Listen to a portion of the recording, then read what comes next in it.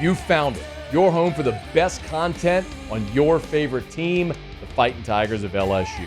Do us a favor. Subscribe to the channel. Leave your comments below. And be sure to smash that like button.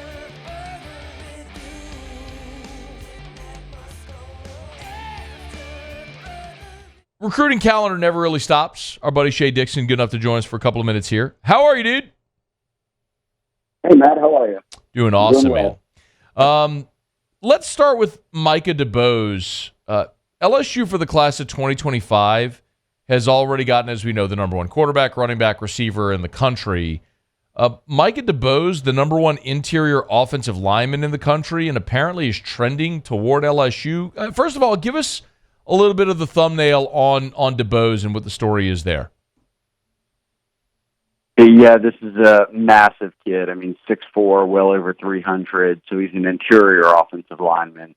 We rank a combo of guard and center as an interior, and then an offensive tackle would be ranked separately. So he's the number one interior offensive lineman right now, top 40 player, consensus top 100 player. So early on, he became kind of a who's who guy in this 2025 class, which are guys who will be seniors in the fall. And he was committed to Georgia for a long time. He's coming out of Viger and Mobile. He's Alabama's number 2 overall prospect in the state, and they have a stacked group of Alabama prospects this year. But committed to Georgia in January, backed off it, and he had already visited LSU a few times. And then right before the dead period, which began earlier this month, he came in on that final weekend for a visit, and then dead period all the way till March, meaning coaches can't have face-to-face contact with people or with recruits. And a lot of the times, Matt, during that stretch, like it's a month long, you're reorganizing the board, you're talking to guys, and on their end, the dust is sort of settling from the season, visits, everything. And now I think you're starting to see people like Chad Simmons, who is On3's national director of recruiting and covers it all, who interviewed DeBose over the weekend and covered it and said, hey, look, I'm moving my pick from the in-state Auburn team to LSU for now. And while there's another decision date set, he felt like LSU was trending in the right direction. And a combination of a lot of things, but let's hat tip the O-line coach, Brad Davis, one more time, who, did they have his commitment? No, but boy, does he just continue to put them in the mix with kind of the best guys in the Southeast each year. How is LSU over the past couple of years, Shay, just trending so well with offensive linemen? I think it's good evals and a combination of everything from your personnel department to giving the coaches, whether, Brad Davis, a look at, hey, look, here's who the early guys are. I'll give you an example. At the time, he's now a full-timer, but Carl St. Cyr at the time was a student worker, had found Ethan Callaway, and he's a guy who just signed with LSU as a top 10 offensive tackle. He had offers from everyone. Found him very early on, 9th before 10th grade, and Brad Davis took a look at him, got a look at him at camp, I believe, but they were his very first offer. And when he committed and signed out of North Carolina, out of all the kids that they just signed, he's from furthest away. And he said, look, I chose LSU because I fell in love with it, but I never forgot. They were my very first college offer, and they're not a border state or my home state school. They found me very early. So I think they find a lot of these guys early. They make good evals, and then between what Brad Davis and the staff can do recruiting and toss in Brian Kelly, who you can now pitch historically what he's done with offensive linemen and turning them into NFL prospects, that it's almost like the perfect marriage. Yes, your starting left tackle's from Louisiana and your starting right tackle, but look, they went to Michigan to get now what will be a multi-year starter at guard. They went to FIU was where Miles Frazier was to get a multi-year starter. And then at center, you went to Georgia, who the heir apparent now is to Charles Turner's is a guy in DJ Chester, who was a 4-star that Georgia wanted, and they just went and beat him out. So I think it's kind of a combination of great evals and really good recruiting, and then the program just being on an upward trajectory. Yeah. Shay Dixon's with us on 3, the Bengal Tiger. He's on Twitter at Shay Dixon. Speaking of early evals, Shay, LSU dished out an offer to a quarterback for the 2026 class. Troy, is it Hoon or Hun? H-U-H-N? Oh, you're going to do that to me. Troy H. Hoon. Let's go Troy H. Troy H-U-H-N. I'm going to go Hun. I'm going to go Troy Hun. H-U-H-N. Let's do that. Apparently, Joe Sloan doled out the offer here to a 2026 quarterback. You know anything about him? Yeah, well, he's from Mission Hills, California, but he's got some family connections to Louisiana, which makes it interesting, obviously. But 6'3", he's already pushing 200, and this is a 2026 prospect, meaning he just finished his sophomore year.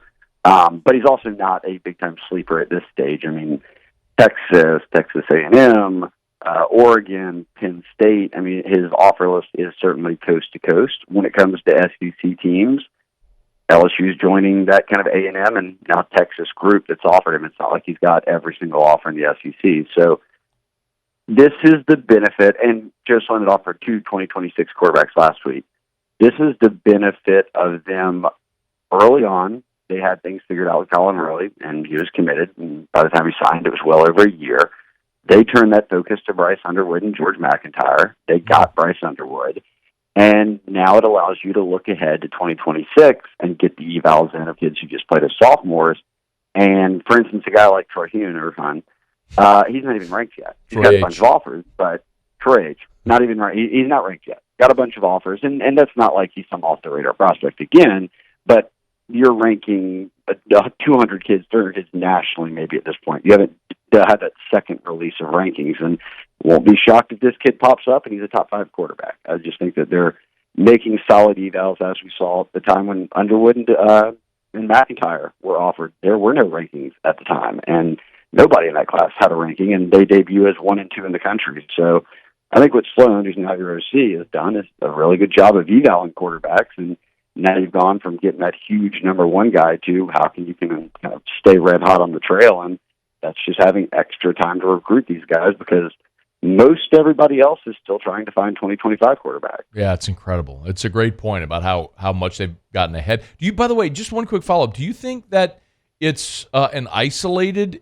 instance because they were in and so solid with Colin Hurley so early, or do you think that's something that is just how this staff plans on trending at that position in particular? Both, and I think that a product of Hurley and getting him on board is they knew that if he got on board, he would be solid. He wasn't the kind of kid who was going to waver once he committed, and that's why they went ahead and made that move to get him in. And you'll remember at the time it was him and Julian Sand looking at LSU, and both were kind of coming down to decision dates. So I think this staff, just for Sloan specifically, recruiting quarterbacks, wants to stay on this trajectory, right, where, of course, anybody would love to land Bryce Underwood, a generational talent, but time frame-wise, you get it in to where before their senior year ever even gets rolling, if not right as their junior season ends, you've got them on board and you're already focusing a year ahead. All right, Shay Dixon's with us. Got a couple more for you, Shay. Instead of looking at the future, let's look at the current. LSU's going to begin spring football here in less than a month, and they're going to have some early enrollees on campus. Who are the early enrollees that you're going to be keenly interested in watching as spring gets started? Yeah, there's double-digit of them. This is a good question, and I almost feel like I have to choose a position that we want answer, or you're looking for answers at. So I'll go D-line. Dominic McKinley's not an early enrollee, so he's not in this conversation. I think Gabe Relaford is kind of maybe where you begin. Can he fit in as a freshman somewhere? Because he's just as talented as the big-time freshman they've brought in recently. So him coming out of Evangel would be one of them. And then I'd be intrigued what Sean Washington can do for you as a defensive tackle, given he's been out of high school for multiple years, and he was on a Georgia national championship team. He just played on the JUCO national championship team, or a team that went to the JUCO national championship, and played high-level ball in New Orleans at Warren Easton. So he's had the experience. He's seen it at multiple levels. He's like a portal guy. You would expect him to come in and be able to transition, maybe give you something right away. So I'd probably pick D-line. If not, it'd be someone at corner, just to see if someone's jumping in the mix for more reps than you thought. And that could be a guy like P.J. Woodland, who ended up signing out in Mississippi, and it didn't, they flipped him from state at the time, and there wasn't a ton of fanfare, and people were like, look, this is a 3-star. Well, he finished as 7A Defensive Player of the Year in Mississippi. He won a state title. He was Max Prep's Player of the Year on defense in Mississippi. So his stats are gaudy playing offense and defense. So guys like that can just sneak up on you at DB, and we look up in a few years, and he's one of the better players in the conference. Shay, I think it's a great point. And listen, and I talked about it here, and I don't know if you agree with this, but I'll give you my sort of outside looking in viewpoint of that. They had Andre Evans and Kai Bates committed and processed those guys out of the class in favor of Woodland and help me, from Kennedy in New Orleans. Say it again? Bernard Causey. Causey, thank you. Out of Kennedy in New Orleans. Like, it's pretty clear, like, what they did. They took guys that they like better, right? I mean, am I misreading that? No, not at all. I also think that the two guys, ironically or not, that they took fit what Corey Raymond likes better than what. I mean, Corey Raymond wasn't in on Kai Bates, and Kai Bates was from Florida. He was a Florida recruit. Great point.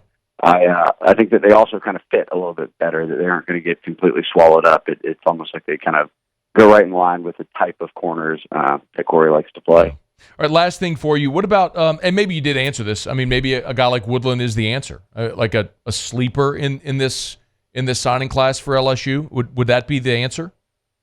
Yeah, well, Woodland, Causey is another guy who, finishes as a 3-star, but does he end up, giving you real reps at corner, and you end up looking back at how big of an ad it was.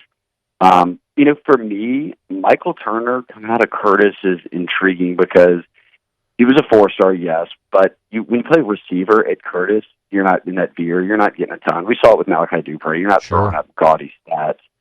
But then again, there's been a lot of buzz about how good he is at DB. And if they flip him over and play him at corner, and they've got plenty of receivers, and why not at least? I mean, we've seen that happen a million times. I mean, Jacoby Stevens, Tre'Davious White. I mean, I could go on and on of guys who in their first camp did both. If they give him a shot at both, I won't be surprised if he's stuck at corner and then ended up like being a good player for them, if not starter. And you would look back and be like, gosh, I completely forgot he was a receiver at Curtis. That'd be my pick. We'll go ahead and clip that one. Look forward to digging that back up for posterity's sake here in a few years.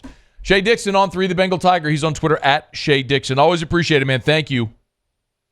Oh, yes, and if Michael, if you're listening, I hope Matt didn't just jinx it there. No, thank you for that. But, I have a want to do that. All right, thank you, Shay. We appreciate it.